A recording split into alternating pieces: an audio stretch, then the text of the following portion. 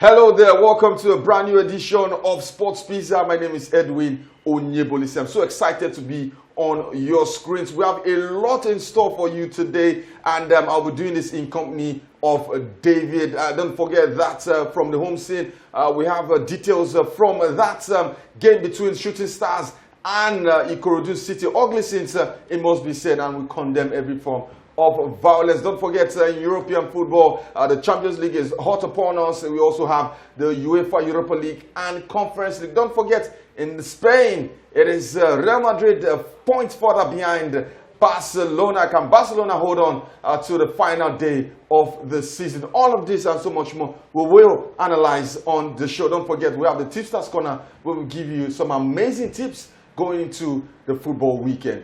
We'll go on a short break. Don't change the channel. We'll be back.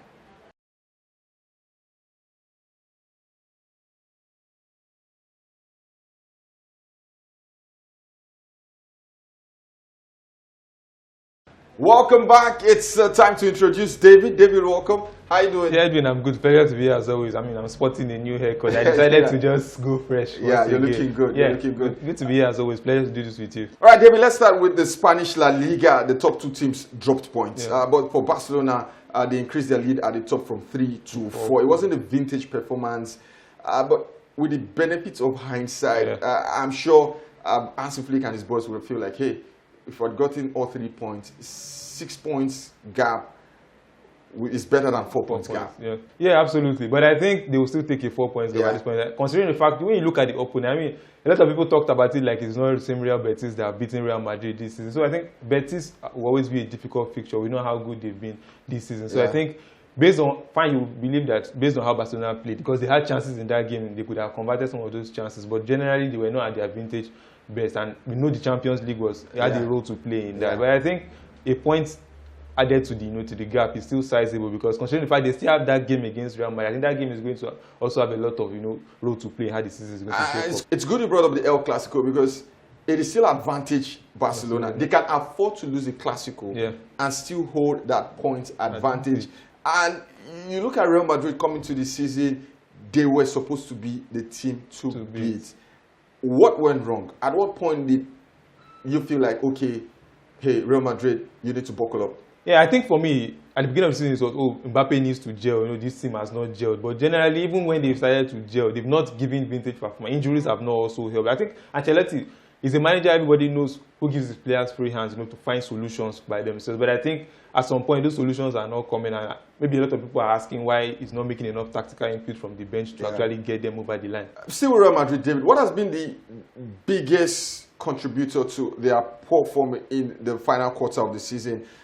Because you listen to Real Madrid fans and they tell you, oh, it's all about Carlo Ancelotti, his lack of system, his lack of structure, blah, blah, blah. But on the flip side, the pro-Ancelotti camp will tell you that, hey, Ancelotti is the only manager currently in football that gives expression to his attacking players. He doesn't stifle them with too much information. At what point do you need a balance? Because, again, like I said, you watch Real Madrid, you can see that individualism in their play, but also you need structure.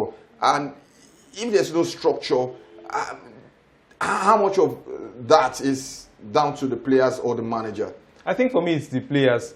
Ancelotti has given them a semblance of, so the structure of Ancelotti is freedom. That's how he likes to build his own structure. But I think what is really worrying is how the form of key players are actually tailed off. Could have put it down to injuries at the beginning of the season, but now a lot of those players are actually present and they are not giving up to their best performance. Vinicius Junior is looking like a shadow of himself. Now he even misses penalties these days. It seems like Mbappe is the only one who is actually pulling his way, and it's very ironic because he's a player who just joined this season. Bellingham, fine, we talked about the goals, the assists are not of the same standard. But even the performances generally have not been of the same standard. I'm sure he had injuries at some point in the season. Suspension also halted the season. So generally, all across the field, we've seen players who have not given up to the standard that was required, even in the system that Ancelotti has created. Will Carlo be a Real Madrid manager next season? I think it depends on how the season ends. If they win the Champions League, I think he will still stay. The La Liga is probably a tough ask because Barcelona are looking like they're not going to relinquish it. So I think, but if they go trophyless this season, I think it will not extend beyond this season. Talking about a manager that will definitely be at his club next season is Pep Guardiola. David, we saw a boring Manchester derby. Yeah. But hey, credit to Manchester United, despite being the inferior team. Yeah. They showed more effort, more willingness to win the game. And it felt like for Manchester City, it was a KDB testimonial. You have something to play for. Yeah, absolutely. The Champions League is there. Yeah. Were you surprised with how City approached the game? Surprise was not the word. I think for me, I was just expecting it because, I've watched the City team over the last couple of weeks. I've heard a lot of people talk about, they have returned back to something close to their best, but I've not seen it. I'm yet to see. We know the hallmark of Pep's greatest teams and how even as recently as last season, we saw the standards. All those standards are no longer there again. And I think for that reason, they go into games and they are not at their very best. This City is just sitting in name. They are not sitting in actual performances. And I think Manchester United, actually not having much to play for in that game, even showed more hunger. And that shows you how bad this City have been. Would they miss out from the top 5? I've said it, and it might sound controversial, but I think they are going to miss out on the top 5. I think so because they are 2 games ahead of Newcastle, and they are just 2 points ahead of them. If Newcastle win even one of those games, it knocks City down, a point behind, and it gives them more impetus with one more game, in hand. I think it's more difficult, right? That they put themselves in a very difficult situation. All right, I'm still with the English Premier League. For Chelsea, they dropped points to Brentford, and like you said, Aston Villa defeated Nottingham Forest by 2-1. Here's it: Liverpool lost to Fulham, and the feeling outside of the Liverpool camp is that they were lucky to have been this far ahead, and it has boiled down to Arsenal not being at their best, and of course you have that whole conversation about the referees favoring Liverpool. I think it's unfair. I think Liverpool, for a large part of this season, have been the best team in England, and the recent struggles is solely down to the lack of investment in the summer. And again, Ancelotti, I don't think he has rotated a lot this season. Yeah, I'm an Arsenal fan, but I can tell you for a fact that Liverpool actually gave a proper title challenge. There's a reason why they have only lost 2 games at this point in the league this season. I mean, until the PSG, round of 16 tie, they were still very firmly one of the best teams in Europe at that point in time. But it seems like those few couple of results have now turned the whole story around. But I think you mentioned the fact that they are refusal to or a reluctance to invest in that squad has actually hit them hard. See guys like Kies are coming in right now. Somebody who has not had much minutes, so it's looking very rusty. A lot of guys. Javier Lot also is coming at the tail end of the season. Darwin Nunez as well. These guys have not had enough match practice, and I think for this reason they are beginning to fizzle out. The guys who have carried them all through the season have started to fatigue. Are we going to see an overhaul, especially in defense, because Robinson is past his best. We know Trent Alexander-Arnold will join Real Madrid. And there's a curious case of Virgil van Dijk. His contract is up. He's more out than in. Yeah, in the summer. And again, I don't know, David, I just feel like there seems to be something off with Virgil van Dijk. Now, he's a great defender. His ability to read the game is top-notch. But then again, his inability to go into those physical duels kind of, for me, in my opinion, puts him below some of the all-time greats in the Premier League. Now, with Ancelotti, do you think that he goes into the summer, or we see a new Liverpool team with a different backline? Yeah, I think there's going to be a lot of major shake-up, especially in the backline, like you mentioned. At left back, they're already being linked to Milos Kerkez of Bournemouth. Yeah. A left back who is coming in. And right back, I'm sure Conor Bradley is not going to be the starter. Jurgen Klopp was the one that promoted into the first team. I don't think he's a slot kind of player. Slot has given him limited minutes this season. So I think they're going to get somebody completely new. And also Van Dijk, like I said, is more out than in. And if he eventually goes out, somebody new is going to come into partner Ibu Konate. So I think there's going to be that's 3 guys already from that back four that are going to be replaced. So it's a major shake-up. In midfield as well, the Gravenberch experiment is probably going to end after this season. They're going to go something solid next season. And then Salah also, the uncertainty. So all across the pitch, there's going to be a massive shake-up. All right, straight up to the UEFA Europa League. David, I'm going to put you on the spot. Who wins Europa League? It's a very dicey one, very, very dicey one. I think on paper, Manchester United look good. I think Come on, don't give United fans hope, David. In the Europa League, let's be very honest. I'm just saying it based on what I've seen in Europa. It seems like a different team turns. And when you look at the quality all across the Europa League, I've not seen any overwhelming. Athletic Bilbao have been good. Bilbao. The final is in San Mamés. Yeah. So I think for that reason, Athletic Bilbao will want to go all the way. But for Lazio, I think I've seen a couple of their games. Maybe it was the group phase when they had already qualified. But I saw a lot of frailties. A team that probably will falter when it really matters the most. So I think for that reason, Manchester United, just because of the name, and I think if they can they get past Lyon, because they take on Lyon. I mean, Lyon are without their manager Fonseca. We all know what he did. That he was suspended for 9 months for the rest of the season. So I think for that reason, they will not be able to overcome Manchester United. All right, so David has said it. He's going with Manchester United. Fingers crossed, United fans. Let's see if you can get into the Champions League next season via the back door. At this point, we'll go on a short break. When we return, there's more on the other side. Stay tuned.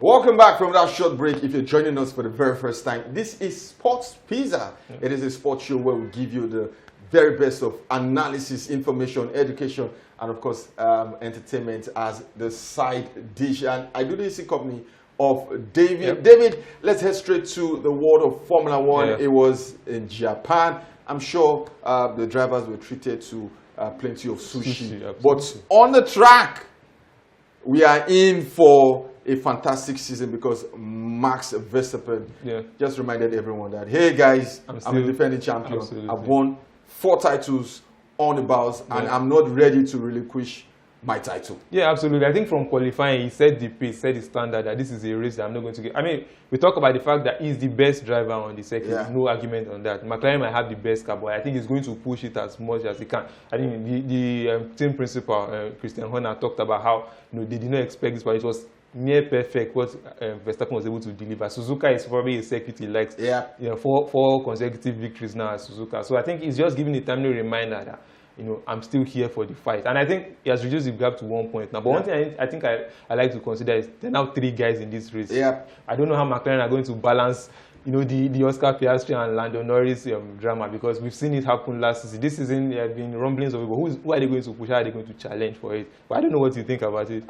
So here's what I think. I think kind of like the 2016 season, Nico Rosberg and Lewis Hamilton, who was first, who was second. But it is even more trickier now because you have a third party in another car. That's Max Verstappen. So they need to ensure that whoever is in lead or whoever has a healthy lead overall should be given priority, because at the end of the day, it is a team sport. Absolutely. Whether you like it or not, you have individual drivers driving for the same team. So it bodes well for the Constructors' Championship. And for the Drivers' Championship, it's going to push them to their limit. It means that the guys are going to be on the edge and going to be a lot more innovative. Absolutely. But for Max Verstappen, he's just going to sit back and see how it unfolds. Whoever makes a mistake, he's going to capitalize on that. All right, from there, let's head straight to Monte Carlo tennis, where Novak Djokovic has his brother in his team. And he said, hey, I need him because he's going to give me a sort of mental edge, balance or whatnot. Do you think stuff like this work? Yeah, I think so. I think Djokovic is at a point in his career where there's really not much margins he can gain in terms of improvement at his age of 38. I mean, what more can he improve on his game? But those mental edges, there are some games where we just need somebody who will just, tell him something to push him over the line, help him to stay focused. So I think he needs all the help he can get. He has Sir Andy Murray in his corner, now having his brother. I think as much help as he can get, I think it might be enough to push him over the line. Let's see if I can get that elusive 100th ATP title. It's on 99. He was denied a couple of weeks ago in Miami. Let's hope that he gets past the finish line. Yeah, I love Novak Djokovic. He's the GOAT. David, is he your GOAT? Yeah, he is. Absolutely. I just like what he brings. I like mavericks like that in this sport. All right, let's head back home, David. And ugly scenes in Ibadan. Shooting Stars versus Ikorodu City ended goalless. And it descended into chaos. Fans, that's Shooting Stars fans, laid siege to the away dressing room. Ikorodu City players and staff were in the dressing room late into the night after the game. Their team boss was smashed. A couple of staff got injured, stuff like that. In fact, I heard from reliable sources on ground that referees or match officials were manhandled, despite having security presence there. Now, when we highlight these issues, there are people who think they love Nigerian football than some of us. They think they love Nigerian sports than some of us. And they say, hey, you guys are demarketing the league, you guys are demonetizing the league, you guys are blah, blah, blah, blah, blah. That is why brands do not associate with the league. And when I hear stuff like that, I just feel like, hey, you guys are living in a bubble. Because I don't need to convince a brand to put money into a product that is good. Absolutely. These guys, they see what's happening, they hear the news, they read stories, they make their own findings. So nobody's demarketing the league. The league is demonetizing itself. Yeah, I mean, that's the product we have generally. They call the name, they changed the name over a couple of years. Now it's Nigerian Professional Football League. But you see that professional there, I think there's nothing professional. It's the biggest deception of this league that we have come to. The fact that you have, in a league of 20 teams, you have 18 being run by government. I mean, when I say being run, the government actually be stranglehold on those clubs. And I think we cannot progress as a footballing league, footballing entity. And it's really sad. You know, I compare this situation with what happens. You know, we've seen similar situations. Like we saw something like this in Turkey last year. You know, with Fenerbahce and Galatasaray. But the difference was in the way it was handled. And I think, you know, fans generally want to go over the board. But I think the guys who run the league, who organize the league, will always put measures to counteract these things. And you know, you're selling a product, so you try as best as possible to protect that, to cherish it. I think the guys running the league don't cherish the product as what it is. Let's talk about the positives. Rivers United defeated Remo Stars in Port Harcourt. Too little, too late for Finidi George? Yeah, too little, too late. I mean, they cut the lead to 5 points, but Remo Stars have a game in hand. And I think they've just done enough with 7 games to go in this season. I think they will just do enough to run over the title. And for Rivers United, I think they're good to go for the continental qualification. That is the CAF Champions League. Don't forget, only 3 teams will qualify for continental football, and 1 more slot will go to the team that wins the President's Federation's Cup. Too much talk. How about we relax our nerves with our video for the week? Do enjoy it. We'll be back with the Tipsters Corner.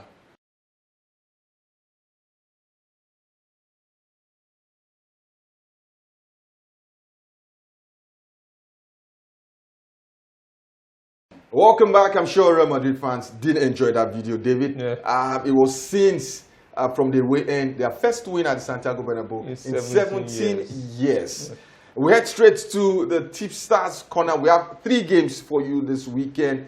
The Rome Derby, Lazio versus Roma di Olimpico. We have the Klassiker in Germany, Borussia Dortmund versus Bayern Munich. And of course in England, it is Super Sunday where Manchester United are away at St. James's Park, where Newcastle United host Ruben Amorim's team. David, let's start with the Rome Derby. What do you have for punters? Yeah, straight up, I think this game looks very good for goals. I think both teams will score. Both teams are free scoring at this point in time. Lazio have goals in them. Roma also have goals in them. And, you know, it's a game where there's home, there's away, but both of them play in the same stadium, so they are very familiar with the surround. So, straight up goals, both teams to score. I think over 1.5 as well. I'm seeing a 1-1 draw in this one. Something is telling me. I think it's my business sense that this team will be very safe. So, it's safe, you know, both teams to score. I think over 1.5 as well. For the results market, I'm not sure any team is going to have enough to win in this game. So probably if you want to go very big, go for a straight draw or a double chance for Lazio 1x. Yeah, and then there's Newcastle versus United. What do you think? What does your market sense tell you? Yeah, I think at St. James's Park we're going to see goals. Newcastle want to qualify for the Champions League. They've seen that for the fifth position staring at them, and they have every opportunity win every game from now to the end of the season. They will make it. I think they will make it to the top 4. For that reason, I'm going for over 1.5. If you're brave enough, you can go for over 2.5. Because Manchester United, regardless of the outcome against Lyon, will make changes over the weekend. So you're going to expect similar type of performance from Manchester United. So I'm going for a goals game. You can go for Newcastle double chance at home. Yeah. I think that's also going to be a really good result. You can go for Newcastle to win either half in this particular one. If you're brave enough, you can go for Manchester United 3 goals up, depending on the bookies that you use. So those are my tips for the Newcastle United game. Yeah, and finally in Germany, the big one, their classic. I mean, Dortmund are no longer in any title conversation, but they want to be spoilers. Yeah. Also, the fact they have a manager who is one of Bayern Munich's biggest nemesis, Marco Rose. Yeah. Somebody who did a lot of damage to them with Borussia Mönchengladbach. So I think in this one, I think Company and his boys, they're just grinding over, to a title. And I think for this one, I think they will win. They will defeat Dortmund. Dortmund don't have much to play for this European conversation. It's not even their discussion. So I think Bayern Munich straight win. It sounds very bold, but I think you can go for it. But if you want to be safe, you want to go for goals. Of course. I think both teams to score. There are going to be goals exchange. They exchange goals a lot. And also over 2.5 as well in this one. So there you have it. These are not 100% guaranteed, just expert opinions on likely outcomes of these games, and the sports pizza is not liable for any bet loss. Please bet responsibly. Yeah. And this is where we sign off on the show. I'm sure you've had so much fun with us. We'll be back same time next week with more exciting and interesting conversations. Remember to follow us on our social media platforms. The handles are showing on your screen. And David, always a pleasure having you in the studio. Yeah, the pleasure is always mine. I mean, the time spent here, you can't buy that excitement from any other place. From Avi David is goodbye. And from me, Edwin Onyeboli said, do have a sporting weekend. Have fun.